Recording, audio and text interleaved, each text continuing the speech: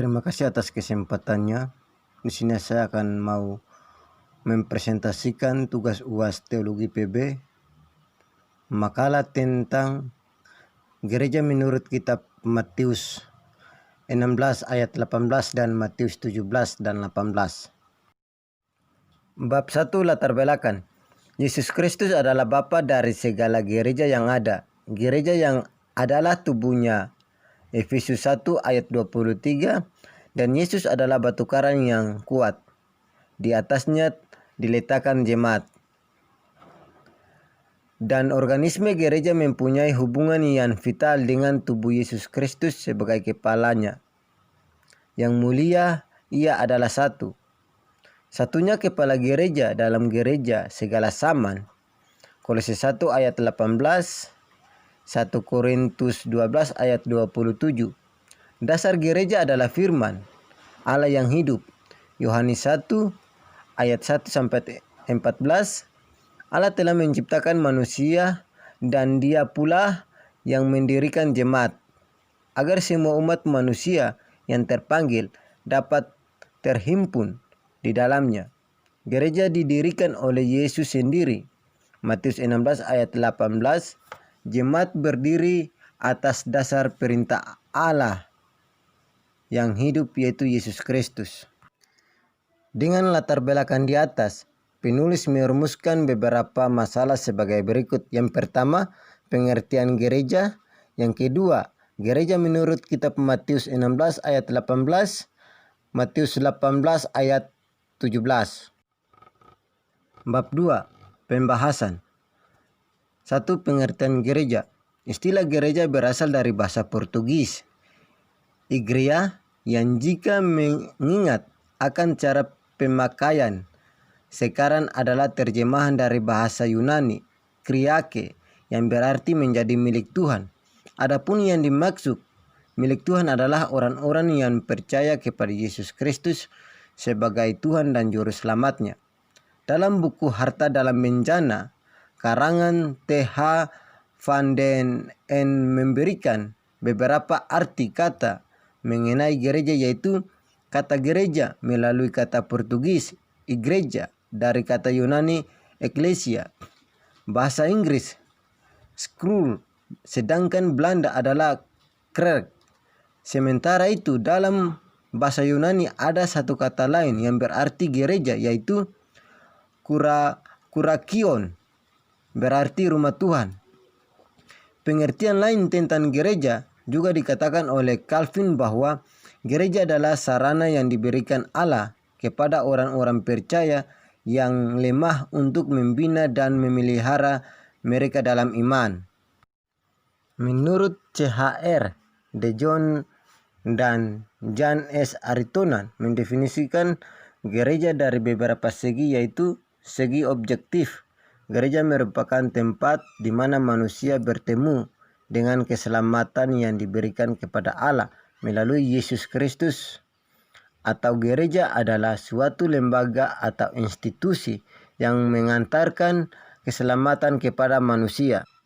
2. Gereja menurut kitab Matius 16 ayat 18 sampai Matius 18 ayat 17. Tak diragukan lagi dalam sepanjang sejarah PB. Perjanjian Baru menekankan Yesus sebagai pendiri jemaat mula-mula. Dan untuk menjawab pertanyaan di atas, kemungkinan hanya 3 yang akan dapat kita jawab. Untuk memberikan gambaran tentang gereja, di antaranya adalah gereja berarti tubuh Yesus Kristus. Sebagai orang zaman sekarang, tampaknya menganggap istilah ini sebagai suatu definisi langka dari gereja Perjanjian Baru. Akan tetapi, maksud sesungguhnya tidaklah memiliki istilah itu bukan saja dipakai untuk menunjukkan gereja saja. Universitas seperti dalam Efesus 1 ayat 23, Kolose 1 ayat 18, tetapi juga untuk menunjukkan suatu jemaat tunggal. 1 Korintus 12 ayat 27, kata itu menekankan kesatuan dari gereja, baik lokal maupun universal. Gereja berarti baik Roh Kudus atau baik Allah. Gereja di Korintus disebut sebagai baik Allah, di mana Roh Kudus tinggal. 1 Korintus 3 ayat 16. Dalam Efesus 2 ayat 21 sampai 22, Paulus menyebut orang percaya bertumbuh menjadi satu baik Tuhan yang kudus, dan mereka dikatakan dibangun bersama-sama sebagai tempat kediaman Allah dalam roh.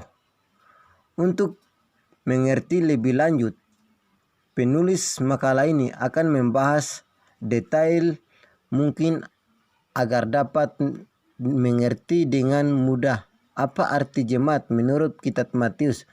Lihat penjelasan lebih lanjut. Dalam Nat Konvenat atau PB Perjanjian Baru, penggunaan kata jemaat berarti bukan suatu bangunan atau tempat di mana orang-orang Yahudi berkumpul untuk melaksanakan proses belajar, mengajar seperti di sinagoge. Meskipun penggunaan dalam bahasa Inggris jemaat yang berarti chun artinya gereja, dalam benak kita chun berarti bangunan atau tempat orang-orang Kristen berkumpul untuk beribadah. Tetapi kita harus senantiasa ingat bahwa kata chun, krek, dan krihe tidak berasal dari kata eklesia, tetapi dari kata kuriake yang artinya adalah milik Tuhan. Kata ini menekankan bahwa gereja adalah milik Tuhan. Kata tu, kuriakon atau hekurike mula-mula menunjukkan tempat di mana gereja berkumpul. Tempat itu dimengerti sebagai milik Tuhan, karena itu disebut kuriakon. Akibatnya kata itu kemungkinan dihilangkan kepada gereja itu sendiri, yaitu bangunan rohani dari Allah. Arti jemaat, eklesia, yang sesungguhnya adalah orang-orang yang telah dipilih oleh Allah dan telah dipindahkan keluar dari gelap ke terang, dan mereka yang telah menerima panggilan keselamatan dan mau tetap hidup dalam terang itu. Itulah yang dimaksud dengan penyertaan Yesus. Jemaatku pupunyaan. Pencabaran pengertian jemaat. Tentu setiap penulis kitab memiliki keunikan masing-masing. Keunikan dalam kesusastraan dan penyusunan historis dan biblical, serta memaknai suatu kata dengan perspektif yang berbeda, tetapi tujuannya tidak pernah berbeda, yaitu kepada suatu sumber yang sama, yaitu firman Tuhan. Banyak ayat-ayat firman Tuhan yang bunyinya tentang gereja. Contohnya 1 Korintus 12 ayat 28, Galatia 1 ayat 2, Efesus 1 ayat 22, Kolose 4 ayat 16, Kisah Para Rasul 18 ayat 17, Kisah Para Rasul 15 ayat 4, Roma 16 ayat 23, dan seterusnya. Pencabaran atau makna dari setiap ucapan Yesus terlalu dalam untuk dimengerti, bukan berarti kita tidak mampu untuk mengartikannya. Kalaupun kita bisa menjelaskannya, jika hanya sebatas pemikiran manusia yang berasal dari belas kasihan dan anugerah Tuhan Yesus. Demikianlah di bawah ini deskripsi dari perkataan Yesus mengenai jemaat. Definisi gereja dari sudut pandang kitab Matius. Ada beberapa definisi yang dapat dideskripsikan dalam teks ini. Yang pertama, ucapan Yesus mengenai gereja dalam teks ini telah disepakati oleh penemuan-penemuan Qumran bahwa Yesus mau mendirikan suatu persekutuan telah membuat masuk akal. Pendapat itu bahwa Yesus maksudkan jemaat adalah bukan bangunan tetapi jiwa-jiwa umat manusia. Hal yang kedua adalah suatu kerinduannya yang besar untuk mendirikan jemaat serta memanggil orang-orang yang tak terjangkau untuk bergabung dalam visinya, yaitu keselamatan kekal. Persekutuan orang-orang yang mau mengikut ajarannya serta menerima panggilan keselamatan surgawi yang nantinya akan dikerjakan oleh Roh Kudus dan memakai Rasul Kristus. Salah satunya adalah Petrus, di mana ia menjadi tokoh sejarah mula-mula yang menekankan ratusan jiwa dan mendirikan jemaat mula-mula yang dikenal dalam pencurahan Roh Kudus. Kisah Para Rasul 1 ayat 8-10, sehingga tergenapilah ucapan Yesus mengenai Injil Matius 16 dan 18. B. Kedua istilah jemaat menurut Matius 16 ayat 18, Matius 18 ayat 17. Istilah itu terdapat dalam kedua ayat itu dianggap sebagai tanda pendapat Matius sendiri tentang gereja. Juga seluruh kitab Perjanjian Baru tidak menyebut apa-apa tentang keistimewaan kedudukan Petrus seperti yang disebut di sini. Tetapi penemuan di Qumran telah membuat masuk akal pendapat itu bahwa Yesus mau mendirikan suatu persekutuan. C. Ketiga, dalam Perjanjian Baru, definisi kata gereja memiliki dua kata yang diambilnya dari Septuaginta, yaitu eklesia yang berasal dari kata ek dan kalek yang artinya memanggil keluar, dan kata sunagoge dari kata sun dan ago yang berarti datang atau berkumpul bersama. Kata sunagoge ini secara eksklusif menunjukkan kepada arti pertemuan ibadah orang Yahudi atau juga biasa menunjukkan kepada arti pertemuan ibadah orang Yahudi atau juga biasa menunjukkan kepada arti bangunan di mana mereka berkumpul secara umum. Matius 4 ayat 23, Kisah Para Rasul 13 ayat 43, Wahyu 2 ayat 9, Wahyu 3 ayat 9. Dalam dunia sekuler Yunani, mereka menganggap bahwa istilah ini digunakan untuk berhimpun yang berkumpul untuk suatu tujuan yang arahnya ke sekuler, menunjukkan apa disebut sebagai eklesia domestik, yaitu gereja dalam rumah pribadi seseorang. Kelihatannya dalam zaman para rasul, orang-orang kaya dan berkedudukan sering menyediakan sebuah ruangan yang besar dalam rumah mereka untuk ibadah.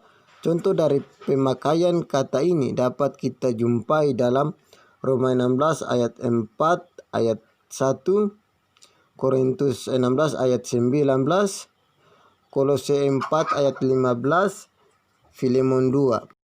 Dalam dunia Perjanjian Baru, istilah ini menjadi orang berkumpul untuk pengajaran ibadah.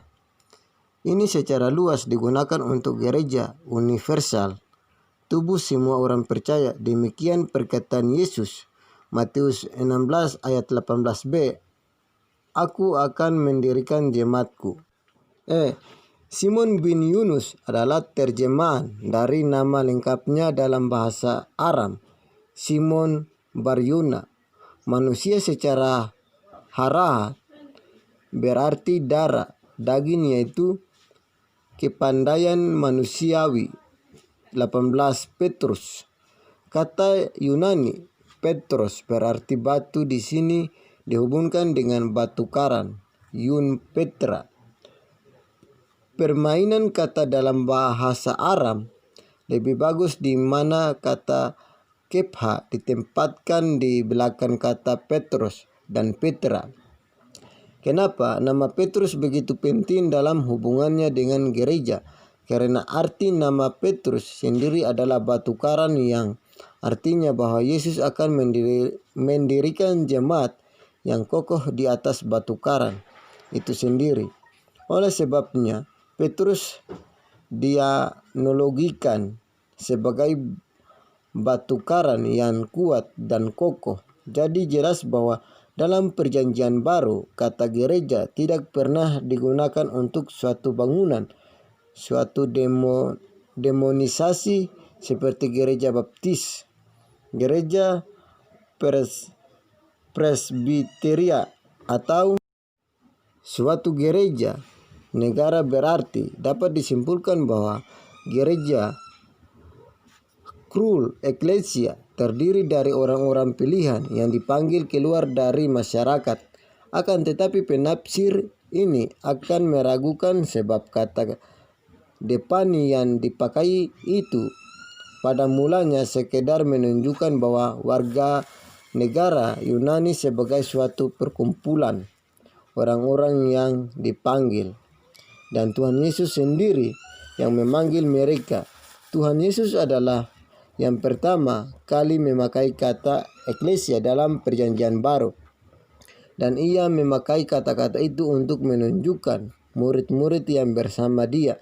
Matius 16 ayat 18. Dan para murid itu mengenal dia sebagai Tuhan serta menerima prinsip-prinsip kerajaan Allah.